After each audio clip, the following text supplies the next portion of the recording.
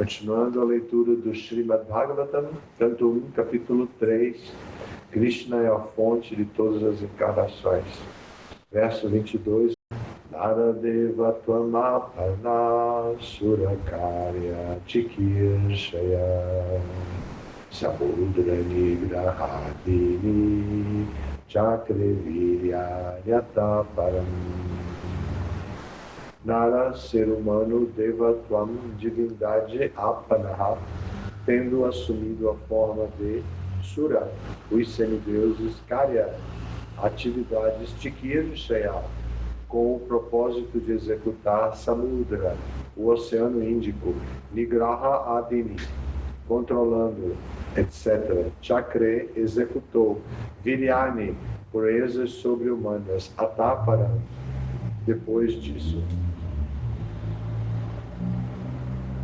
Na 18ª encarnação, o Senhor apareceu como o rei Rama, com o propósito de executar certo trabalho do agrado dos semideuses. Ele manifestou poderes sobre-humanos ao controlar o Oceano Índico e ao matar o ateísta rei Ravana, que estava do outro lado do mar.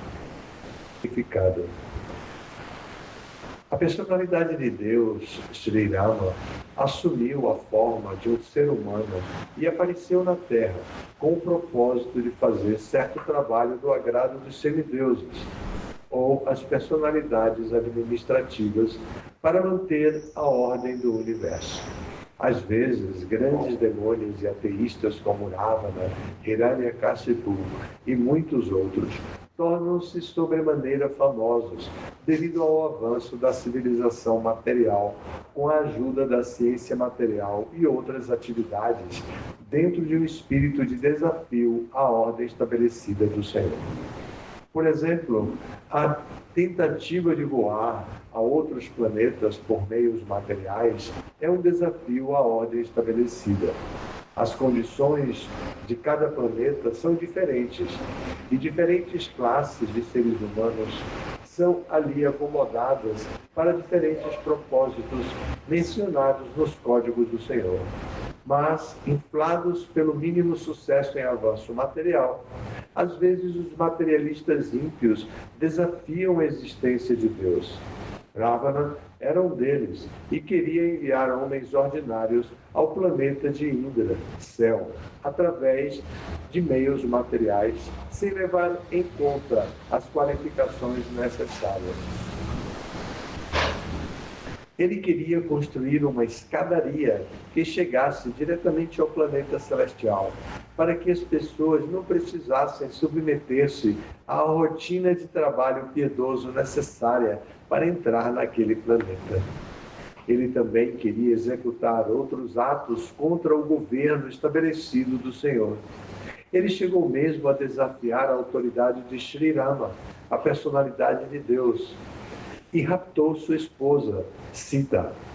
É claro que o Senhor Rama viera castigar esse ateísta, respondendo à prece e desejo dos semideuses. Ele, portanto, aceitou o desafio de Ravana, e toda esta atividade é o tema do Ramayana. Porque o Senhor Ramachandra era a personalidade de Deus, ele manifestou atividades sobre-humanas que nenhum ser humano, incluindo o materialmente avançado Ravana, poderia executar.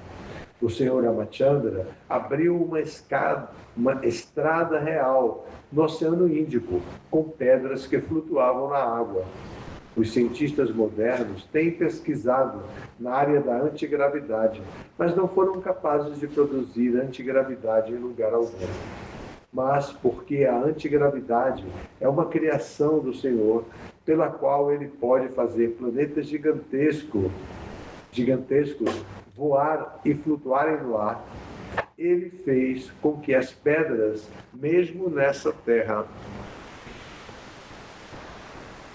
ficassem sem peso e preparou uma ponte de pedras no mar, sem nenhum pilar de apoio. Esta é a manifestação do poder de Deus.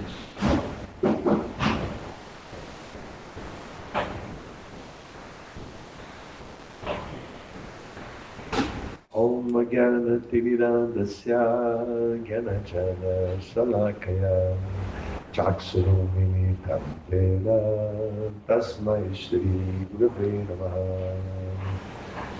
Namo Vishnupadaya Krishna Presthaya Bhutale Srimate Bhaktivedanta Swami Namine. Namaste Sarasvati Deve Gauravani Pracharine Nirvishesha Shunyamadi Pashatya Deshatari. Aqui temos o capítulo Krishna é a fonte de todas as encarnações. E este verso de hoje trata da 18ª encarnação. E aqui é apontado que a 18ª encarnação é o Senhor Rama. Nós sempre gostamos de ouvir os passatempos do Senhor Rama. Prabhupada fala aqui e ali, mas Prabhupada não traduziu o Ramayana. Então a gente sempre tem alguma dúvida em relação às informações que aparecem nos diferentes Ramayanas por aí, porque não são livros comentados por Prabhupada. E nós sabemos do risco que há de que as histórias sejam mudadas, adaptadas às expressões artísticas. E agora, por exemplo, nós estamos vendo muitas coisas acontecerem assim, com a inteligência artificial, encontros de Radha e Krishna, Srimati Radharani usando roupas que não são da época em que ela esteve aqui nesse planeta junto com Krishna, e adaptações que diminuem um pouco a percepção de realidade transcendental por parte de quem assiste. E a pessoa inexperiente, que não conhece o que Prabhupada falou sobre Radha e Krishna e sobre outras atividades de Krishna, assistem esses filmes e ficam encantados com a história e com a arte que é apresentada. A arte tem esse direito de apresentar de maneira especial alguma coisa, mas nós buscamos a confirmação que vem de Shabda Pramana, da revelação de Krishna. E à medida que Kali Yuga avança, nós ficamos cada vez menos capazes de reconhecer através das escrituras, porque muitas vezes as escrituras são manipuladas e apresentadas de uma maneira diferente do que de fato as atividades foram realizadas. Aqui nesse significado nós temos Prabhupada falando de Rama, e isso nos anima a ouvir Prabhupada descrevendo a encarnação de Rama. O texto começa dizendo que a 18ª encarnação do Senhor Supremo, Krishna, que se dá através das expansões dos poderes de Krishna, e essas encarnações derivam dos 3 Purusha Avataras. Os 3 Purusha Avataras são Karanadakashai Vishnu, Garbhodakashai Vishnu e Kshirodakashai Vishnu. Todos eles emanam encarnações de acordo com a especialidade da encarnação de Krishna. Que atividade essa encarnação vai executar por aparecer na manifestação material. Então, aqui o Senhor Rama é dito que com o propósito de executar certo trabalho de agrado dos semideuses, ele manifestou poderes sobrenaturais, poderes sobre-humanos, ao controlar o Oceano Índico e ao matar o ateísta rei Ravana, que estava do outro lado do mar. Os semideuses estavam se queixando do poder de Ravana. E Ravana estava abusando de seu poder. Então o Senhor Ramachandra tinha que cruzar o oceano para chegar até a residência de Ravana e poder destroná-lo. Então foi o que ele fez. E ao chegar no oceano, ele encontrou a barreira do Oceano Índico, a barreira para cruzar.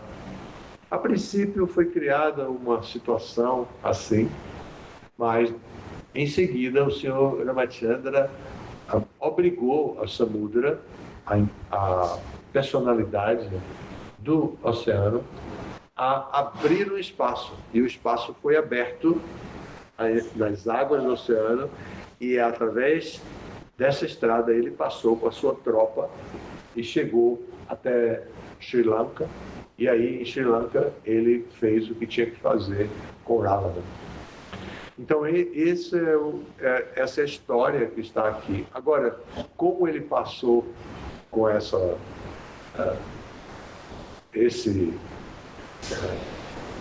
tropa para lá, aqui fala que ele construiu e que ele colocou as pedras em uma posição sobre as águas, e que as pedras flutuaram, embora fossem pedras, matéria grosseira, pelo peso e pela lei da gravidade deveria baixar. E ele assim conseguiu, através disso, cruzar o oceano. E aqui Prabhupada explica isso de uma maneira bem teísta, para que o leitor do Srimad Bhagavatam não tenha dúvida do poder único e supremo da personalidade de Deus.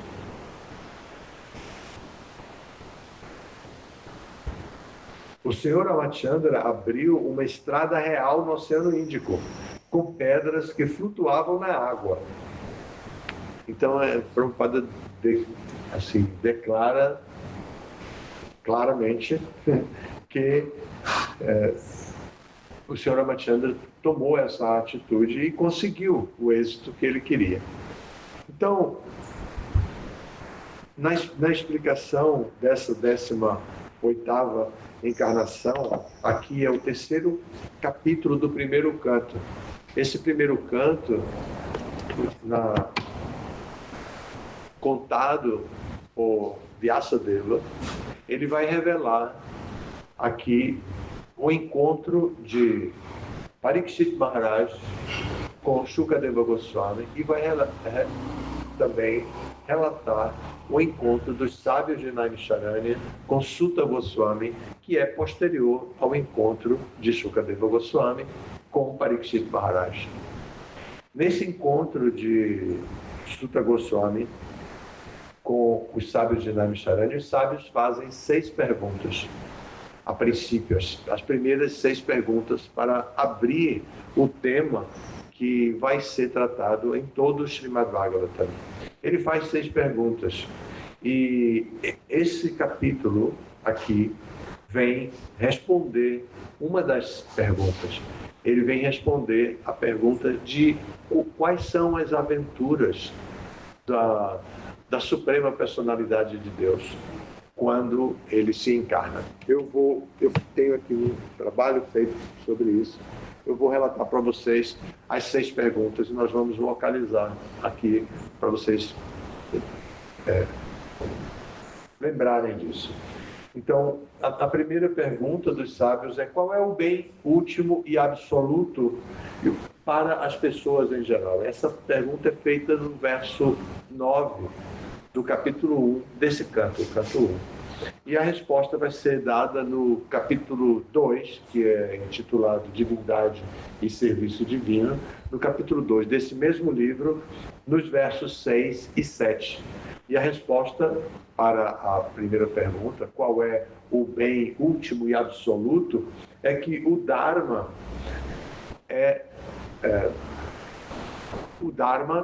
que, por proporcionar o serviço devocional amoroso, desinteressado e ininterrupto à Suprema Pessoa, o Senhor Transcendental, ele deve satisfazer o eu completamente.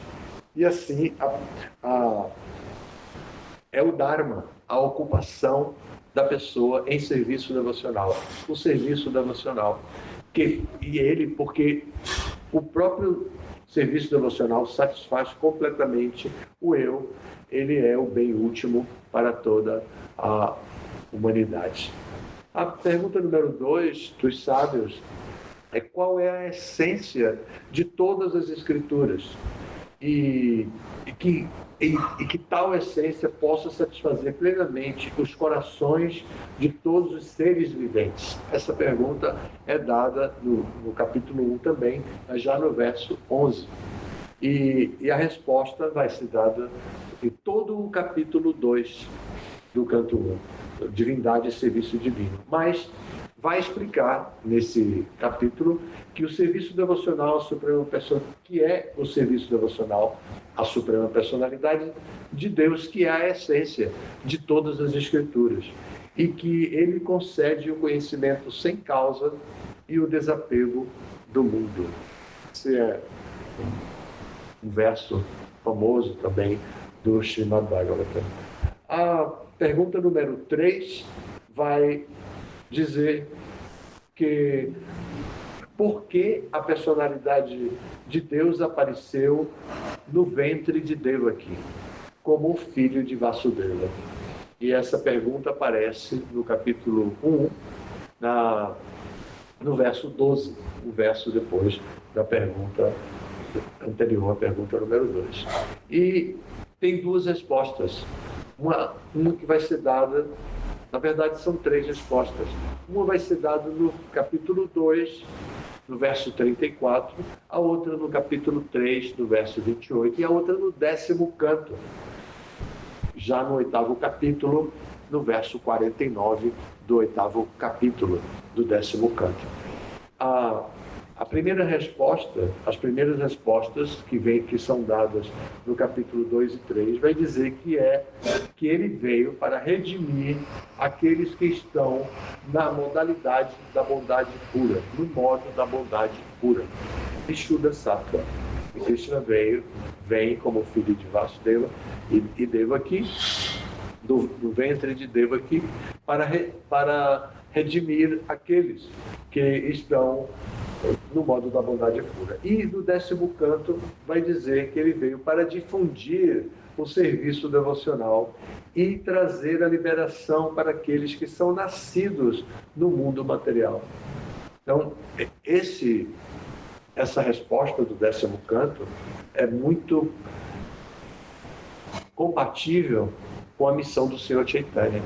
E Krishna veio também, mas para trazer a liberação, a salvação, a oportunidade de que aqueles que estão nascidos nesse mundo possam contemplar as atividades do Senhor Supremo e alcançar o objetivo último da vida, porque por suas próprias atividades ele vai estimular o amor puro por ele mesmo. A pergunta número 4 vem dada no verso 17, e os sábios pedem para que Sutta Goswami descreva as aventuras do Senhor em suas diferentes encarnações. Jiva Goswami explica isso no seu comentário sobre o Srimad Bhagavatam.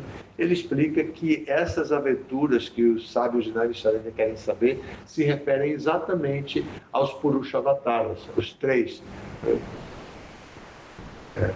Karanodakashai Vishnu, Garbhodakashai Vishnu e Kshirodakashai Vishnu.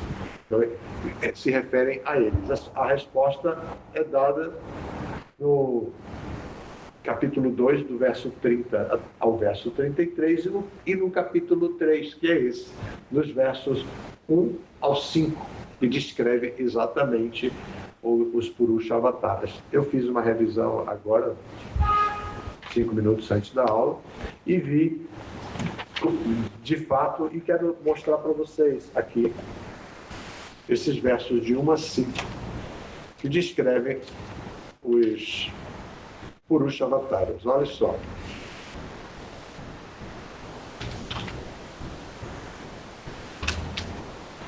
Sutta Goswami disse: no começo da criação, o Senhor primeiro se expandiu na forma universal da encarnação Purusha e manifestou todos os componentes para a criação material. E assim houve, em primeiro lugar, a criação dos 16 princípios da ação material. Isso ocorreu com o propósito de criar um universo material. O verso 2. Uma parte do Purusha deita-se na água do universo. Do lago umbilical de seu corpo brota um caule de lótus, e da flor de lótus, no topo desse caule, manifesta-se Brahma, o mestre de todos os engenheiros do universo. Acredita-se que todos os sistemas planetários universais estão situados no extenso corpo do Purusha, mas ele nada tem a ver com os componentes materiais criados. Seu corpo é, por excelência, eterno em existência espiritual. O verso 4, com seus olhos perfeitos, os devotos veem a forma transcendental do Purusha, que tem milhares de pernas, coxas, braços e rostos, todos extraordinários. Neste corpo há milhares de cabeças, ouvidos, olhos e narizes. Eles são decorados com milhares de elmos e radiantes brincos e são adornados com guirlandas. E o último verso que responde essa pergunta é: essa forma, a segunda manifestação do Purusha, Garbhodakashai Vishnu, que se deita no oceano Garbhodaka, o oceano da criação de Garbha, as formas dos seres vivos. Então, é fonte e semente indestrutível de multifárias encarnações dentro do universo. As diferentes encarnações de Krishna dentro do universo. E o próprio Bhagavatam vai dizer em algum momento: Ete cham sakala pumsam Krishnastu Bhagavan Swayam Idrari Vyakulam Lokam Mridayanti Juge Juge. Que em diferentes épocas Krishna vem através de muitas encarnações, e que de todas essas encarnações, que algumas são completas, encarnações completas, outras são expansões das encarnações, de todas elas, Krishna é Swayam Bhagavan, a pessoa suprema, a pessoa, a última personalidade.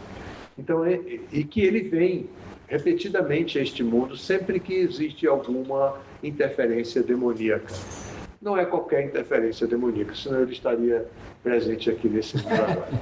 Mas ele vem quando há um planejamento dos inimigos de Indra, Indrari, dos inimigos de Indra. Então ele vem com esse propósito de proteger as entidades vivas dentro dessa manifestação cósmica. Assim aparece Krishna no planeta. Então, também essa resposta é dada no capítulo 2. Eu não vou ler o capítulo 2, eu vou passar já para a pergunta número 5, que é justamente a pergunta que este capítulo por inteiro, do primeiro verso até o último verso, vai responder. Quais são as atividades das diferentes encarnações do Senhor? Aqui, por exemplo, está esse verso que lemos hoje, o 22, descreve as atividades da 18ª encarnação, o Senhor Rama, e diz que ele, a personalidade de Deus, apareceu como Rama e assumiu a forma de um ser humano e de um governante, e era o governante ideal. E assim ele veio e com o propósito de fazer um trabalho específico para os semideuses, que era se livrarem, os semideuses queriam se livrar da influência de Ravana. E assim é o que o Sr. Rama vai fazer. Então, para completar, já que a gente mencionou todas as 6 perguntas e não apenas a 5ª pergunta que trata disso, desse tema especificamente, observem aqui, então, a pergunta número 6 agora. Então, a pergunta número 6 vai dizer: depois da partida de Krishna para o seu próprio planeta, sua morada, quem ficou responsável para salvaguardar os princípios religiosos eternos? E a resposta é dada nesse capítulo, que é no verso 43 desse capítulo. Vai dizer que é o Srimad Bhagavatam. Então nós temos o Srimad Bhagavatam com todas essas informações que vêm para salvaguardar os princípios eternos. É interessante que Hridayananda Goswami, com seu estudo sobre as diferentes traduções do Mahabharata, menciona que nós temos o Srimad Bhagavatam, que foi recomendado pelo Senhor Chaitanya, que Prabhupada traduziu com tanta dedicação, que não está deturpado. Mas o Mahabharata, sabe-se que sofreu algumas manipulações, acréscimo ao longo do tempo e tudo mais. Então, e com algumas interpretações até que desviam o verdadeiro sentido das histórias por influência de tendências sociais de diferentes épocas. Então ele diz que a grande vantagem para nós devotos é que o Srimad Bhagavatam revela alguns passatempos do Mahabharata, quando conta a história dos Pandavas e mesmo alguma parte da história do Bhagavad Gita, com os personagens ali presentes, inclusive a pessoa suprema, Krishna e Arjuna, com seus irmãos. Ele diz que nós temos o Bhagavatam para confirmar os passatempos. Ele faz essa confirmação de passatempos, da legitimidade dos passatempos do Mahabharata, buscando informações que estão contidas no Srimad Bhagavatam. Não é aqui o caso aqui é do Ramayana, não é do Mahabharata, é do Ramayana, e é com a presença de Ravana, o famoso ser humano na forma demoníaca, que veio para criar grande confusão. E chegou a sequestrar Sita dele, raptar Sita dele, levando para o seu palácio. Bom, é isso. Se vocês tiverem alguma pergunta, algum comentário. Maharaj, o senhor falou, né? Krishna vem para os dos kritis, né? Para corrigir, para proteger os sábios. Ele também fala que em diferentes estágios de consciência, tem a palavra Vishuddha Sattva, né?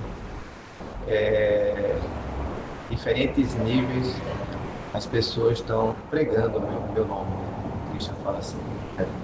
Diferentes níveis eu vou estar protegendo, eu vou estar dando.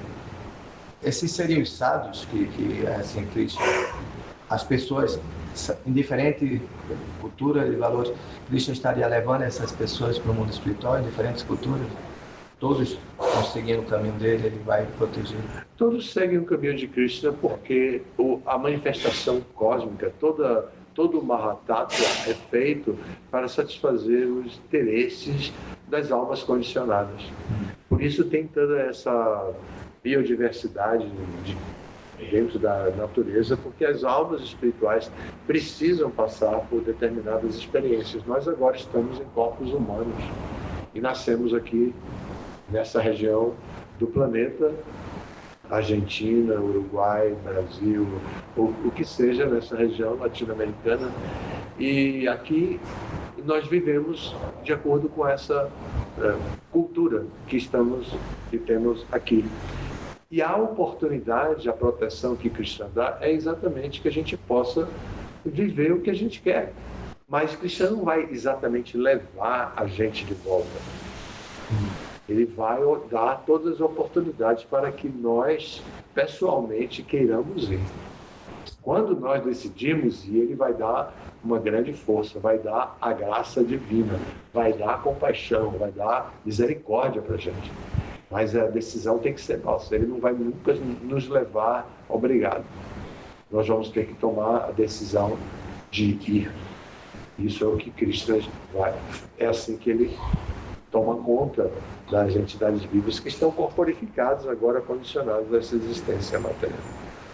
Quem tem que respeitar todos os credos, todas as pessoas que estão de alguma forma envolvidas. Os Vedas apresentam diferentes níveis de informações para diferentes níveis de pessoas. Por exemplo, existe um tipo de gente que conhecido como os vikarmis, que não estão interessados em nenhum tipo de instrução espiritual contida nos Vedas, que trazem a verdade. Eles não estão interessados, eles querem desfrutar dos sentidos e acreditam que o momento de desfrute é tudo que eles precisam mesmo. Então, essas pessoas, depois de sofrerem em muitos e muitos nascimentos, elas podem vir a questionar o por que sofrer tanto.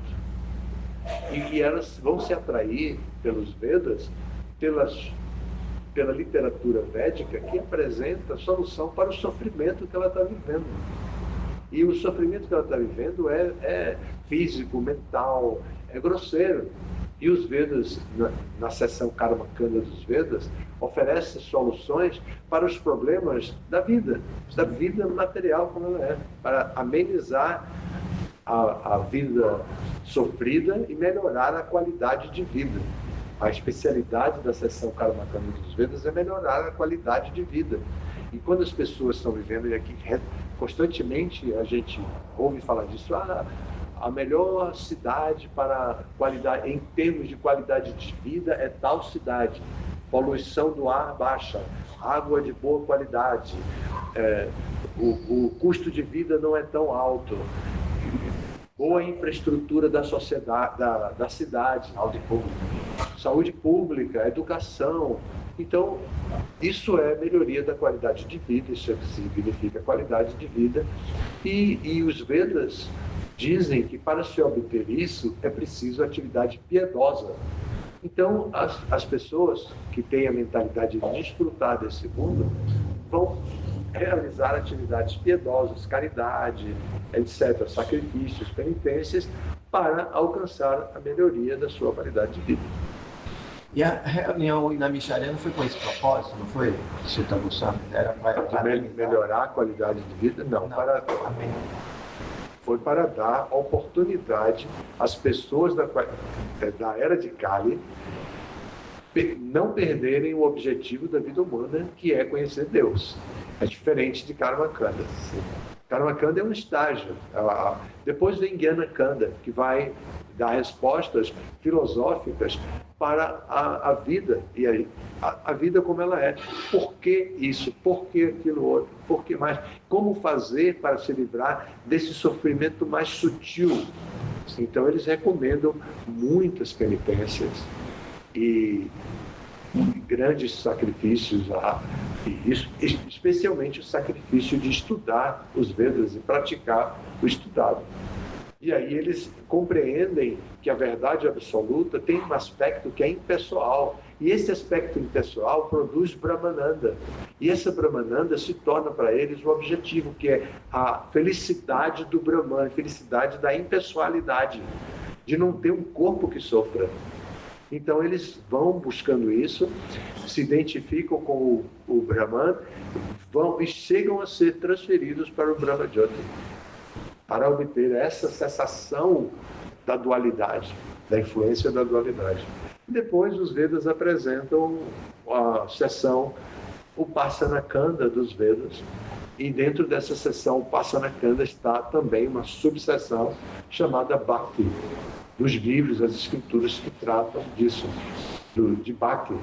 E nós temos o Bhagavad Gita, que está ali claramente apresentando o serviço devocional para todos nós, que é considerado um Upanishad, o Gita Upanishad, e que traz então a filosofia adequada do serviço devocional para a liberação última, para alcançar o objetivo último da vida, que não é melhoria da qualidade de vida, não é o Brahmajyoti, é amor puro por Deus. Mas um comentário. Quando o Vyasadeva ele fica perplexo, né, por não ter dividido todos os Vedas, mas aí Narada Muni vem, né? O que foi que realmente ele não conseguiu realizar, na verdade? E Vyasadeva de forma muito providencial, mas ele notou que a massa não estava se voltando para os Vedas, que é impessoal, né, os Vedas. Mas não. Os Vedas não são impessoais. Os Vedas trazem a verdade absoluta em três aspectos: no aspecto impessoal, no aspecto Paramatma e no aspecto pessoal. A literatura védica tem essas três especialidades. Ela traz toda essa literatura. Então não é só impessoal. O que aconteceu com nosso amigo Vyasadeva, grande mestre Vyasadeva, é que ele descreveu os processos de liberação, ele resumiu tudo isso no Vedanta Sutra, mas ele não tinha descrito os passatempos. Ele não tinha descrito a relação interpessoal com Krishna, as raças. Então, Narada Muni, o mestre espiritual dele, faz este alerta. Olha, você fez tudo isso, por isso você está sentindo um vazio dentro de você, uma insatisfação. Sua obra não está pronta. Aí ele escreve o Bhagavata. Ele tinha escrito até o Mahabharata. Já. E aí ele escreve o Srimad Bhagavatam, que vai descrever no 10º canto as atividades específicas de Krishna e vai revelar toda a devoção por Krishna desde o começo, com filosofia, com todas as atividades de acordo com os diferentes dharmas e assim por diante. Mais ou menos o que o visitante ontem, né? Dizendo que eu cozinho, mas não sinto o mesmo prazer. O senhor falou que é porque tinha que vir aqui para ele tomar praçada aqui, né? Ele disse que tinha a realização de que ia oferecendo, mas não sentia um prazer, né? Pois é. É sobre o Gita, né? A gente fala a produção do Gita, que ele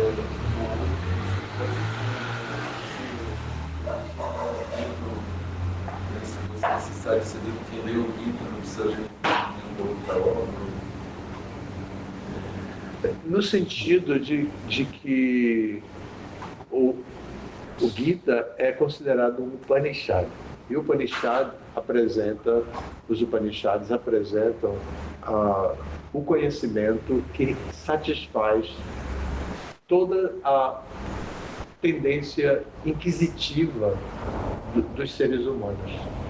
Então, o Gita vai trazer as respostas para as pessoas inquisitivas, que querem ouvir sobre a pessoa suprema, sobre as suas opulências, sobre as suas relações, sobre o serviço a ela, como se relacionar com ela. Então, nesse sentido, o Gita é totalmente autossuficiente, não precisa ler mais nada. Mas, evidentemente, se fosse essa a recomendação de Prabhupada, nós só leríamos o Gita. Mas não é. Prabhupada teve o trabalho de traduzir 70 livros. Então, ele quer que a gente conheça os livros. Ele quer que a gente estude. Tá? Mas o tema do Bhagavad Gita é completo. É exaustivo em termos de filosofia. Ele atinge todas as áreas. Mas tem muitos detalhes que podem ser obtidos em outras escrituras. Tá bom? Então, na verdade, o Gita, os Upanishads e o Vedanta Sutra são considerados como Prasthanatraya, as três escrituras mais importantes que trazem conhecimento a respeito da Diva, conhecimento a respeito de Paramatma e conhecimento a respeito de como se relacionar como a Diva pode se relacionar com o Paramatma. Esses três livros são considerados como Prasthanatraya. Tá bom? Em termos de literatura, é isso. Obrigado pela atenção, obrigado também aos de casa. Todas as glórias do Srila Prabhupada. Já Srila Prabhupada.